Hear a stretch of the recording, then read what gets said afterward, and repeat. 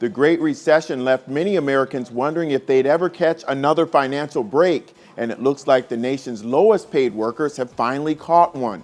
U.S. companies are giving raises to more of the nation's lowest paid workers, and they're eager to trumpet the news. In fact, for Americans in the bottom quarter of the income scale who were left behind for much of the expansion, pay is rising at its fastest rate since the recession. As the Wall Street Journal's Eric Morath and Julie Jargon report, the gains appear to be driven by more competition for workers, minimum wage increases, and initiatives by companies from McDonald's to Nationwide Insurance and JP Chase, who have proudly declared that they would give their lowest paid workers a boost. While higher wages typically increase a company's costs, they can make it easier for companies to attract quality recruits and stem turnover. And some experts say the potential payoffs can extend beyond dollars and cents. In the second quarter, weekly wages for full-time workers in the 25th percentile, those making about $13 an hour, were up 3.1% from a year earlier, according to the Labor Department. That's the biggest increase since 2009 and exceeds the growth rate for medium earners, or those making $20 an hour for full-time work.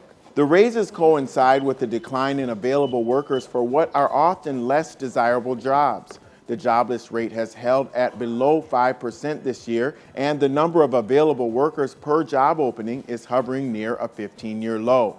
Several major companies have announced their pay raises both to set a public example and put pressure on competitors, as well as to boost employee morale. Starbucks CEO Howard Schultz wrote a public letter to employees to disclose a minimum 5% raise for workers this year. JP Chase CEO Jamie Dimon used an op-ed piece in the New York Times last month to announce a minimum pay increase to $12 for 18,000 workers.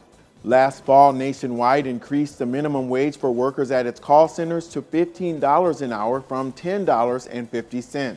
Walmart, Gap, and McDonald's have also made similar moves in recent years. Is increasing pay at the bottom of the scale paying off?